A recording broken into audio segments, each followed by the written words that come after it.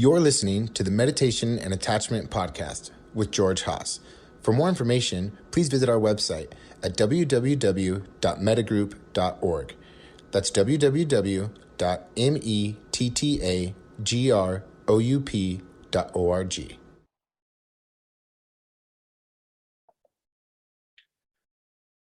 So welcome everybody. It is April 15th, 2021 at 7:35 p.m. And in case you didn't know, the IRS has extended your filing date until May 17th.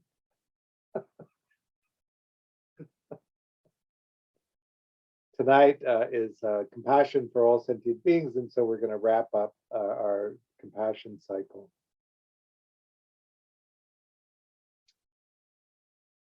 I'm often interested in the way that this lands in Buddhist communities because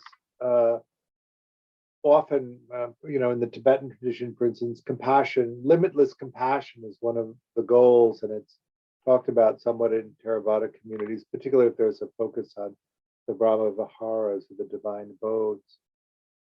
And the idea then is to hold the space for everybody, no one excluded. But often in Buddhist communities, because of the nature of the ideas around reincarnation, often it doesn't translate into actions within the community. And so I often have difficulty with that. That may come from growing up in a Judeo-Christian society where charity is actually this action that is taught, where it isn't really so much in Buddhist communities. The idea is that your karma is the one that put you in that situation, and so you have to endure the impact of that karma. But we are all together on this planet, and the actions of all of us together on this planet are resulting in, this pandemic, for instance, which is actually, I think, coming out of the trends and the way that we treat the planet.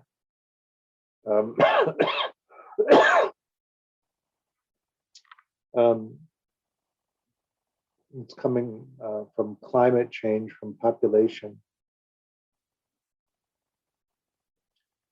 I'm a big fan of Pinckney, which he's an economist, a French economist, philosopher.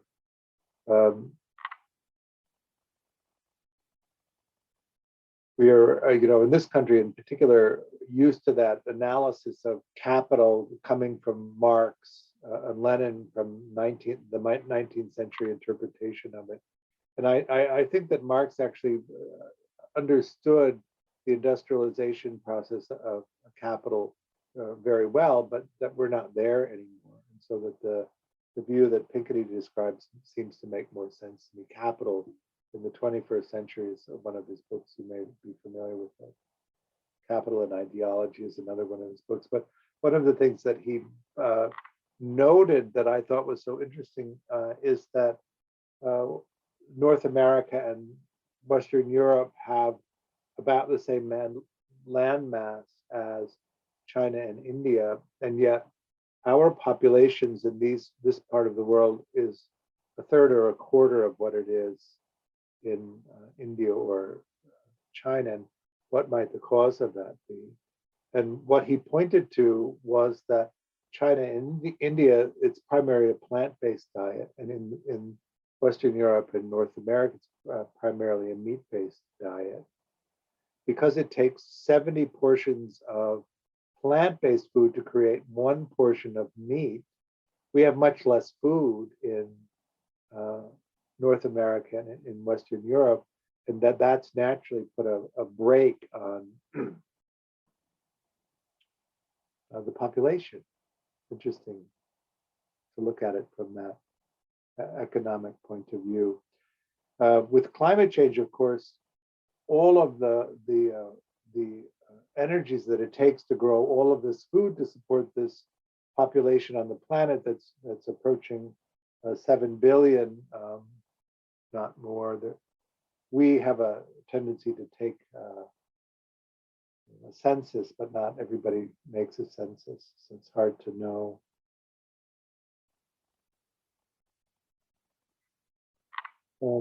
David Attenborough in his film about the climate says, in order to stabilize the climate, we're going to need to reduce arable land by about 2/3. So reduce farmland and pasture by about 2/3. So if you look at North America and Western Europe, if we switched from a meat-based diet to a plant-based diet, we could reduce the amount of farmland by 2/3 and the population would be largely unaffected in terms of that. We would have more food because we would shift from meat-based to plant-based. But in places like India and China, that isn't possible. If you watch the climate science, they say that 19% of the Earth that's currently inhabited will become uninhabitable. And that's about 4 billion people. So India and China, the parts that are in the tropics are going to become too hot to grow food, and that people are going to naturally have to migrate into more temperate regions of the world. We luck out again in North America, of course, because the tropical band is mostly in South America, not in North America. And so that the population that's going to drift north, as opposed to the population that's going to drift south, is much smaller coming in our direction. But in Europe, where the Middle East is already getting too hot to live in, you may have noticed in the paper an article about Jordan, that the Dead Sea is drying up and they're having terrible problems around water.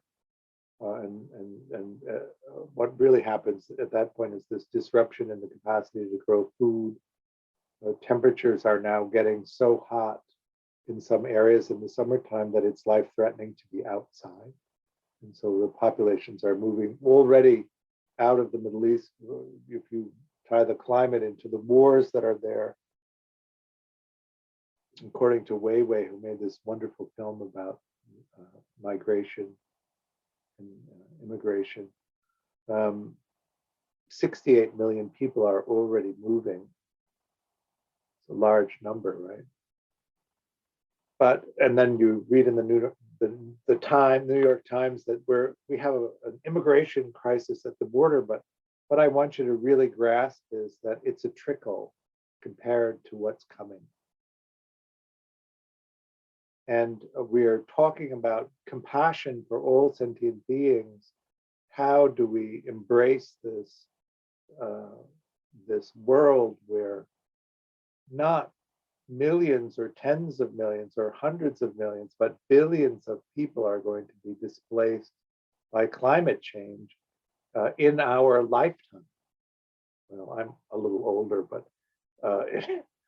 there are people alive today who will have to address this in some way.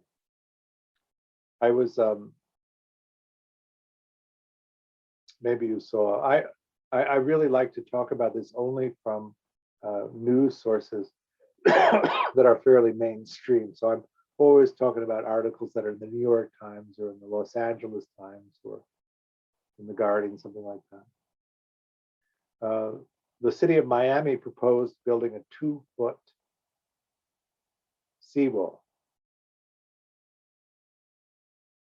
But it said in the New York Times that the sea rise is going to be 20 or 30 feet, which means Florida is going to end at Jacksonville. All of it is going to be gone. And a 2-foot wall isn't going to help. But even on the climate projections where I'm living currently in Los Angeles is going to be underwater if there's a 20 to 30 foot sea rise. I'm hoping for a few years of beachfront property before I have to move.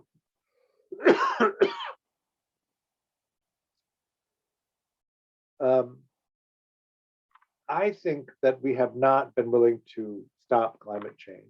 and that the tipping point is probably already happened. And so now what we're really going to have to do is endure the consequences of that.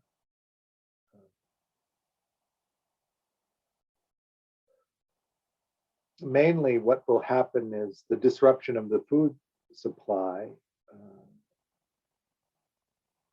In the paper, it said that the semi-tropical zone is going to move north, and that it will extend upward around southern Illinois across the Midwest. Do you know where that is?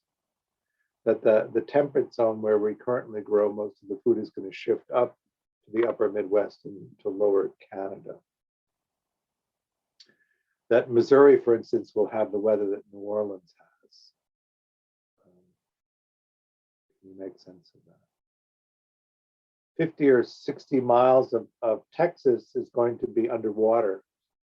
We're moving up. Houston is basically going to be underwater.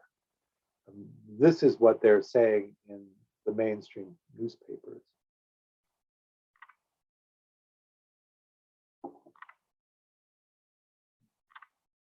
I read in the paper today that 45% of people who identify themselves as Republican are not going to be vaccinated.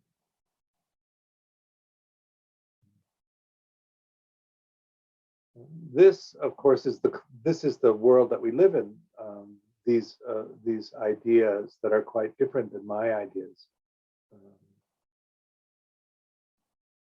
but that doesn't relieve us at all of our practice of compassion for everyone. We have to hold this whole space for that. If we build another clown wall across the southern border, it's not going to keep tens of millions of climate refugees from needing to come north. Are we going to build a wall and then simply kill them as they come? Is that our response to this? I am actually frightened that the wealthy nations, the colonializers, are going to simply seal themselves up and then watch 4 billion people starve to death on television and not do anything to address it. And so I think that we have an obligation to understand that this is what's going to happen, and we should begin to make plans to address this. We've just lived through the first part of the pandemic where we saw what happens when there is no actual plan of action. And we've seen in a change of administration, the plan of action being implemented. But at the same time, the cost in terms of deaths was probably around 400,000, and that's at least the calculation now. 400,000 people died that might not have had to die had there been some kind of organization to address this. Had we as a community of America come together and been willing to do the simple things that were called for in order to try and slow down the spread of this virus.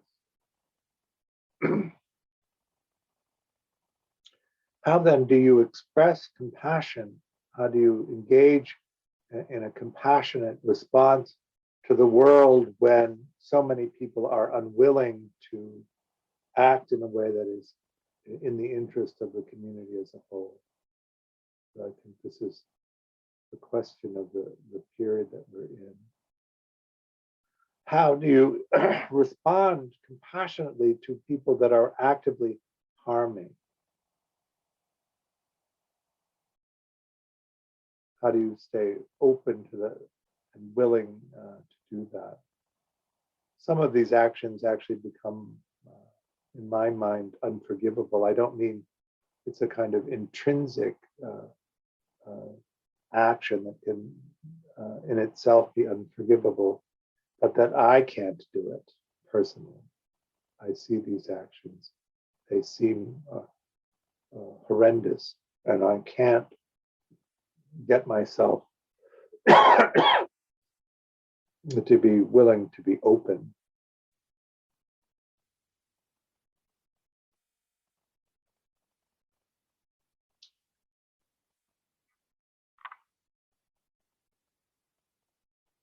We know, for instance, that the meat issue is this terrible burden on the planet. And yet the simplest action, which is simply not to do that, there's plenty of alternatives to that.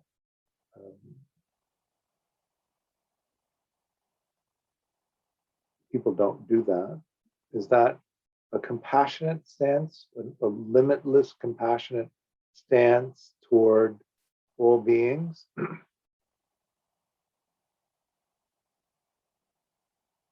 In traditional Buddhist thought, of course, animals are not sentient, and so they're not included in that gathering together. But in Western science, we've tested, and we can see that the sentience is widespread throughout many species that are not human. One of the studies was they took red grease paint and they put a dot on the nose of different species, and then they showed them a mirror. And some species just wiped it off. For instance, the one that I thought was hilarious was the raven. They put a red dot on the beak of the raven, and the raven looked in the mirror and just wiped it off. That means that they have a sense of self. They're able to recognize themselves in some reflective surface, understand that there's a red dot on their beak that shouldn't be there, and then to have the wherewithal to wipe it off. Is that sentience? And should all of those species that have sentience be included in this group of sentient beings? Compassion for all sentient beings. And what about the beings that don't necessarily have sentience? There's a new film out called Seaspiracy, I think it's called. Although I do think that Conspiracy would have been an easier title.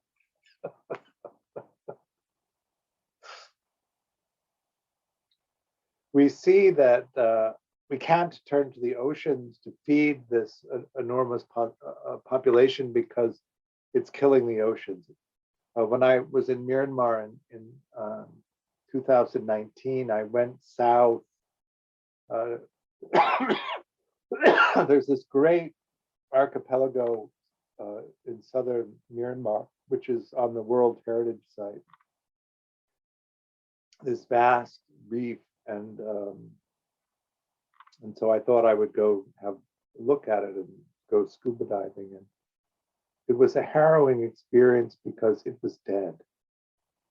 This vast reef was dead. And then you read in the paper that 95% of the Great Barrier Reef is dead. And you read in the paper that the Great Reef on the Florida Keys that was one of my favorite experiences diving when I was a kid is also gone.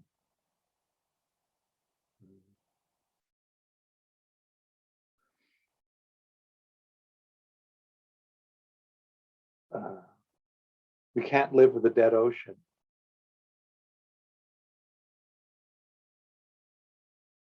One of the things about being this apex predator that we are as human beings is that we somehow think that we don't need all of these systems in support of us, which is not true. All of these systems need to be in place so that we also can survive in this.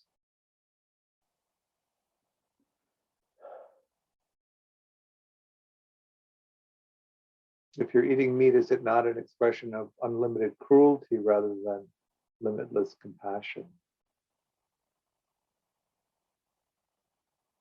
And yet, in the moment, it's delicious, and the craving for the sense pleasure takes that up. And we can imagine that our little contribution isn't going to push the whole system over the top.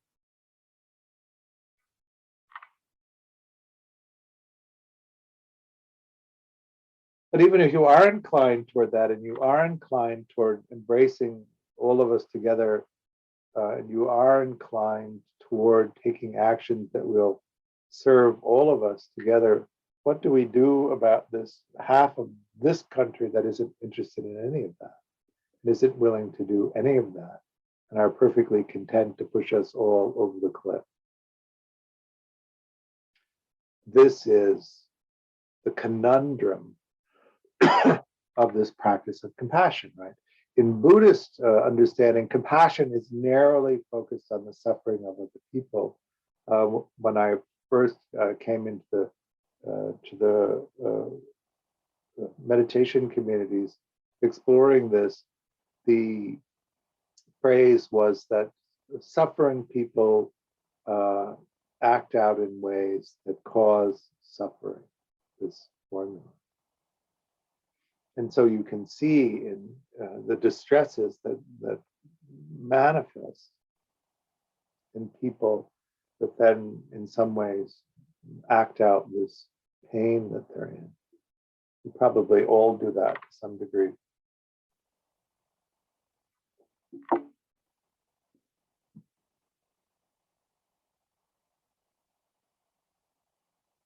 When I was in Myanmar doing the metta training with U Indika Sayadaw, he always instructed the metta practice for all sentient beings to be this outward, expansive practice that made all sentient beings one group, one object.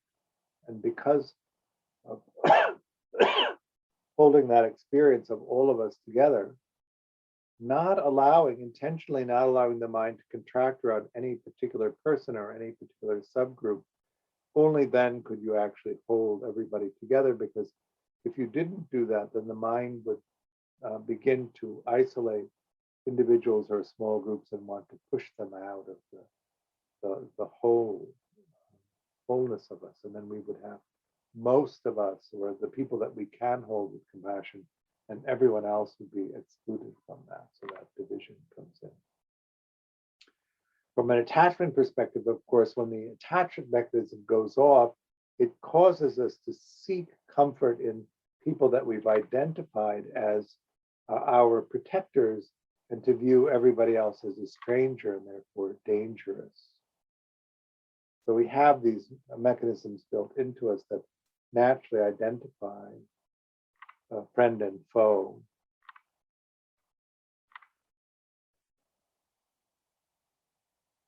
So there's some overriding of this to see us all in this together. When you look at the science of it, of course, it's a no-brainer. We are all of us in this together. All of these different systems that support the life on this planet are necessary for us to live in the way that we do. I was reading in the paper that the shift from the belt that's very productive temperature-wise for the monocultures that we have, that our big agriculture grows, is going to move north, so that Montana, say, North and South Dakota, Minnesota, Wisconsin, Michigan, upstate New York, and that strip of southern Canada is now going to be the primary growing weather, but the soil isn't nearly as good as the much richer soil that was in the South.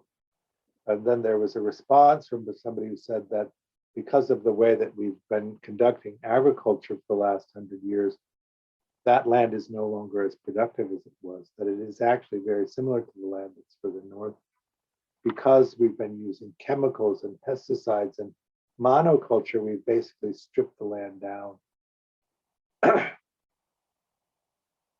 You look, of course, in more traditional farming cultures where they're constantly adding to the soil the things that naturally create a fertile environment for growing things, but we don't do that here because it's too expensive and reduces the amount of money that we can take out of it.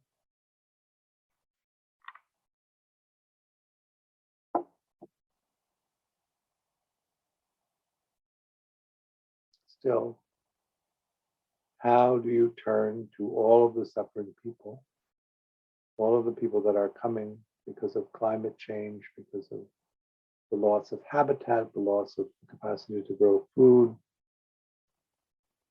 How do we respond to that in a compassionate way, where we actually meet the needs of these people and at the same time ensure that we have what we need?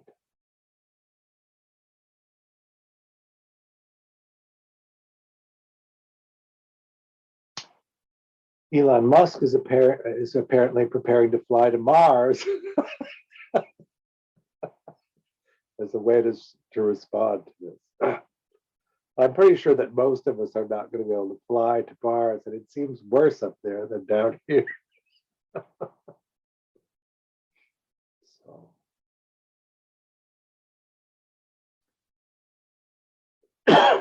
So compassion is a mind state, right? And we create this mind state of compassion, which is this willingness to hold the suffering and experience of other people. That's the activity of this. Can you recognize what that mind state is, that willingness? In Buddhist thought, I have reflux, so that's what the cough is. I'm hoping it'll get better. I am attending to it, but it's a slow process.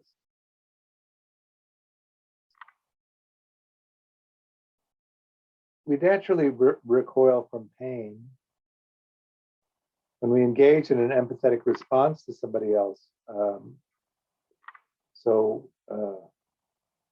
Empathy, we talk about in these three levels. The first is this visceral response to the experience of someone else's physical or emotional pain, a kind of whinginess that happens.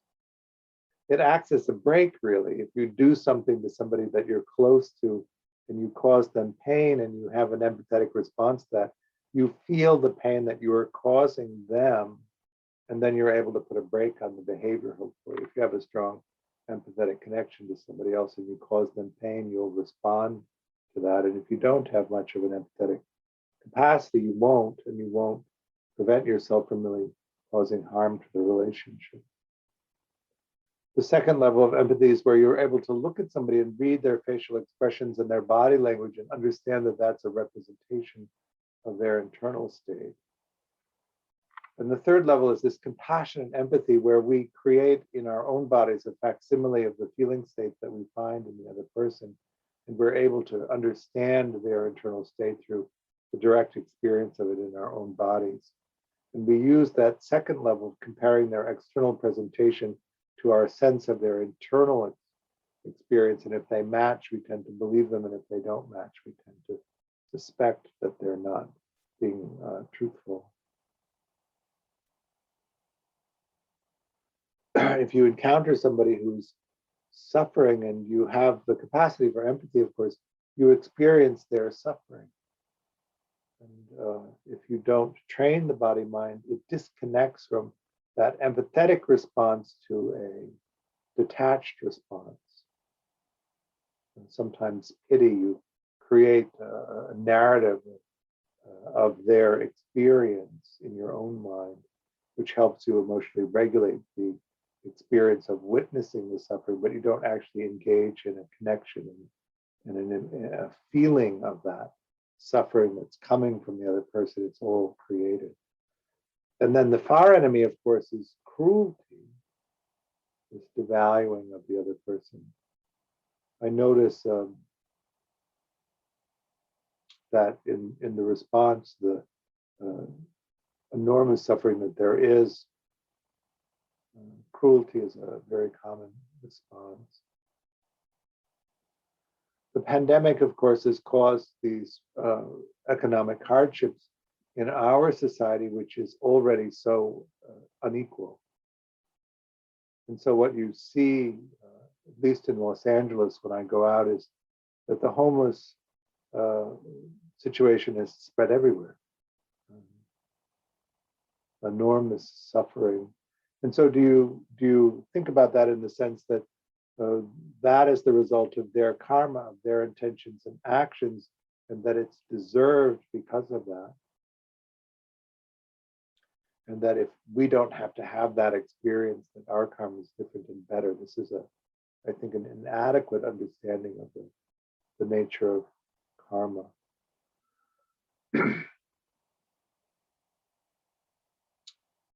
In The Guardian today, it said that one way to think about the immigration crisis and in preparing for this influx of immigration that we've really never experienced before as a result of climate change, that we should begin to think of it as reparations for colonialism, because so much of the actions of colonialism are what's causing the disruption now. There is a larger discussion of reparations. I grew up in Evanston, Illinois, and Evanston, Illinois is the first city in the country to offer reparations to its citizens. So it's a descendant of slaves, citizens who can demonstrate that there was some discrimination against them. It's a greater conversation now. If we look at that, the descendants of slaves and the reparations for that, then what we're talking about is 250 years of unpaid wages, 150 years of suppressed wages, interest to cover all of that, and then punitive damages for the kidnapping and enslaving of the people originally, and then the kidnapping and enslaving of their children for centuries. If you did a quick calculation, what you may notice is that's really a bigger number than the value of everything in our country. And that doesn't even include reasonable representation or reparations for the native populations that are here. There isn't enough value in that sense to make an actual reparation. So then it's going to be in some ways symbolic, but also need to have some value.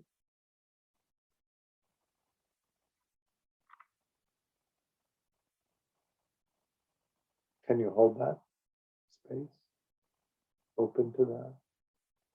This generational trauma, centuries long, how much suffering that is, and how, as descendants of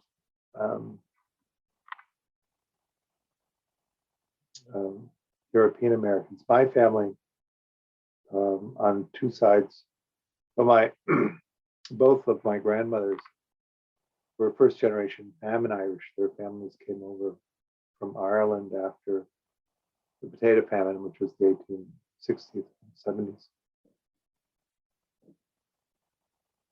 Both poor, shanty Irish. None of this lace curtain crap.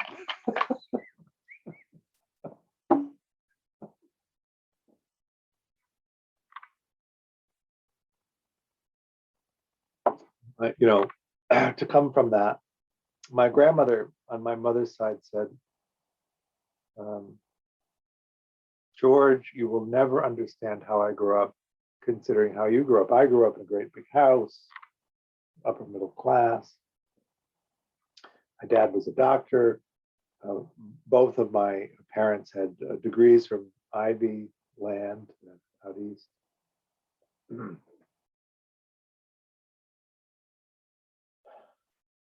You'll never understand how I grew up. When I was 16, I walked into the front yard of the house that I was growing in. She grew up in Alberta, Canada, on the wheat fields. Should I just stoop to get out of the log cabin that had a sod roof, a one-room log cabin with a sod roof? Our parents were wheat farmers. And incidentally, she was not even 5 feet tall, but she had to stoop to get out the doorway. She said, I stood in the front yard of the house. I turned 360 degrees, and all I could see were wheat fields. And the voice in my head said, you got to get the hell out of here. She said that it took her a year to talk. Well, she talked her mother into sending her to college, and she said it took her mother a year to talk her father into sending her to college. And then they went through the society magazines to look for schools where rich kids went to so that she could marry up. And she said as they were putting her on the train, her father said, you have 1 year to become engaged or you have to come back to the farm. And her mother said, now is not a good time to be an Irish Catholic. Better you be a British Protestant. So she said she got on the train. They picked Lake Forest College outside of Chicago because that was supposed to be one of the party schools that rich kids went to. And they thought it would be easier for her to become engaged. This is in the 1910s. She got on the train an Irish Catholic and she got off a British Protestant.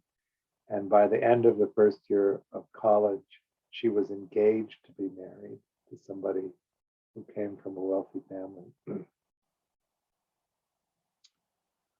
This is the 19-teens. In the 1920s, you may remember there was a huge crash. And she said,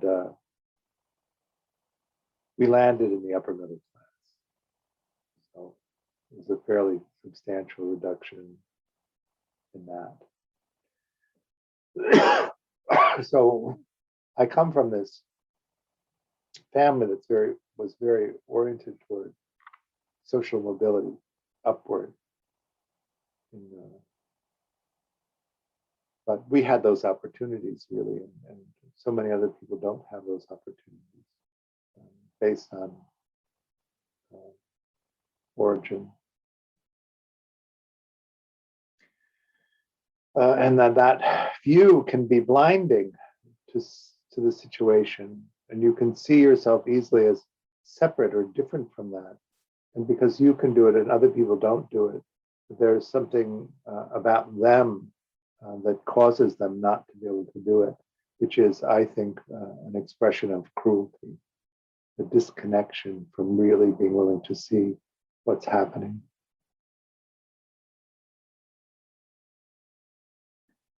So we hold the mind state of compassion. We open to the suffering experience of other people. We allow an empathetic connection to form between us, and we bring our capacity to emotionally regulate that experience. And in that empathetic exchange, help reduce the suffering of the other person, because our capacity to hold the scene and help with the emotional regulation has a tendency to reduce that suffering.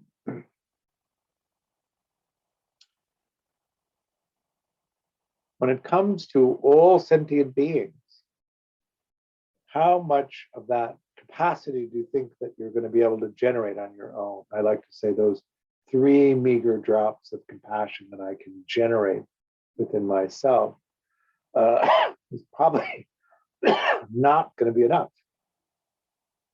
And so then it really is opening and touching into the source and allowing that source energy to flow through. So this is again where we practice to open to this capacity to hold the compassionate space. So I've been asking over and over again, how do we hold the space for all suffering beings when half of them don't even want to do anything about the suffering? And we can't really come up with this as an individual. It's just me trying to do this. And I already suggested that I wasn't able to do it, but then opening and allowing this source energy, you come out of the sense of limited identity into this vast awareness of what's actually here. Sometimes it's hard to see that when you're caught up in this individual identity.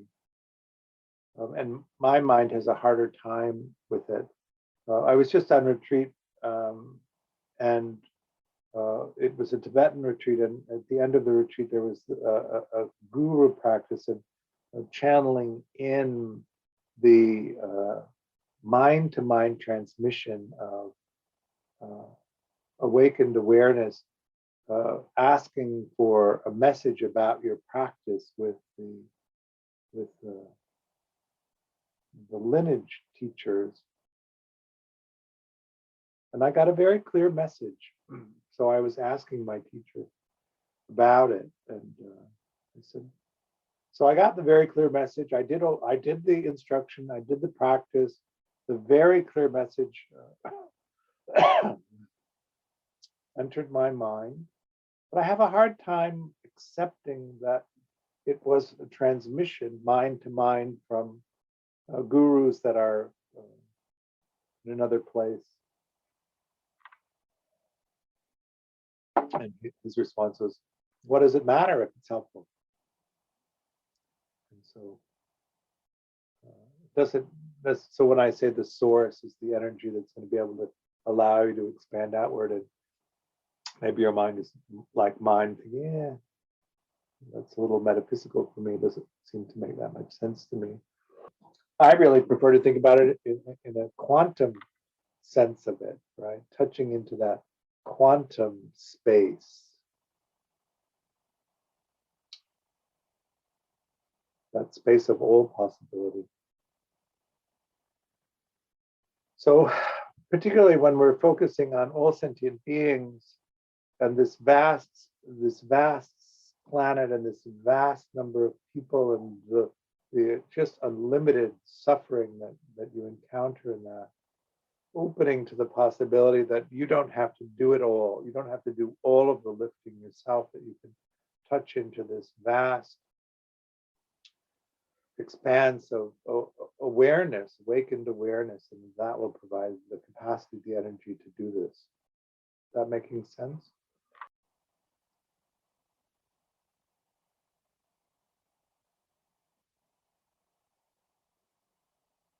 So go ahead and take your meditation posture.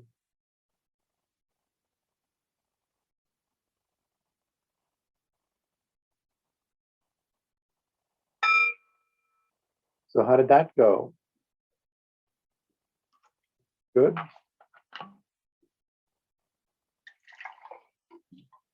Christian?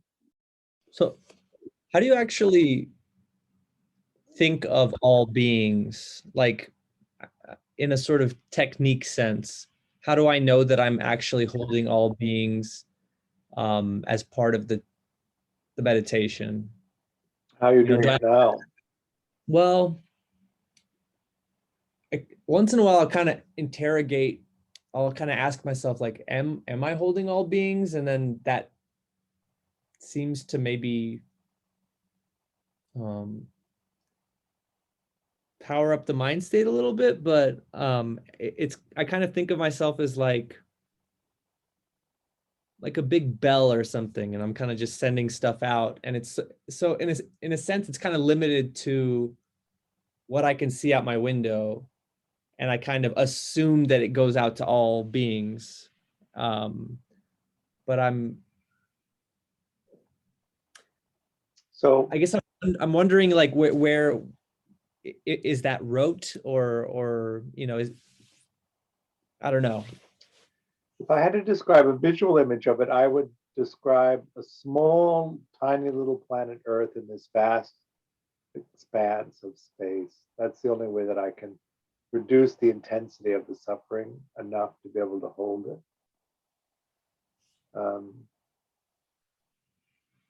But you could step out of the conceptualization of that into just the experience of awareness expanding outward. That's the direction that I would be exploring. Can I imagine this awareness just limitlessly expanding outward in all directions. And what is that like? Okay, that's probably akin to what I've been doing. Okay. Good. Because the visual images are all representational in a way that is easy to distract you from actually that sense of expansion. Right. Good. Someone else?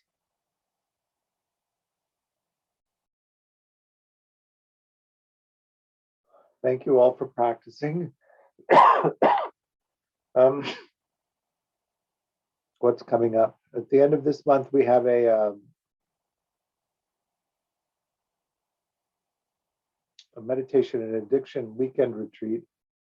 Saturday from 9 to 4 and Sunday from 9 to 1. We'll go over the 4 modules of the meditation and addiction program. It's a meditation-based relapse prevention program with a particular focus on attachment repair.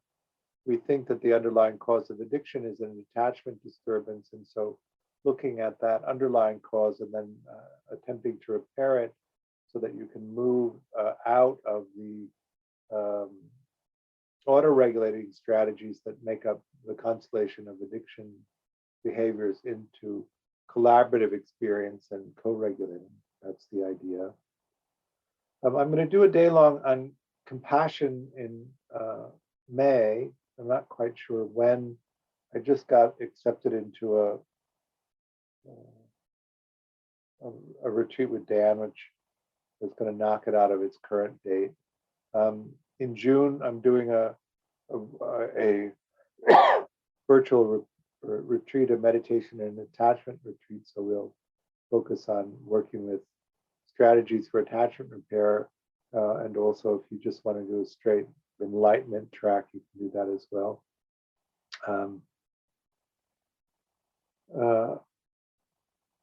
If you're interested in doing a level 2 class, we have enough people on the waiting list that we're going to initiate a class starting in May instead of waiting until September, so you could do that earlier if you wanted. And then we're going to do a series of day-longs, level 1 day-longs in August, July and August, and we'll do a meditation and attachment for relationships in August, and then in September start another level 2 class.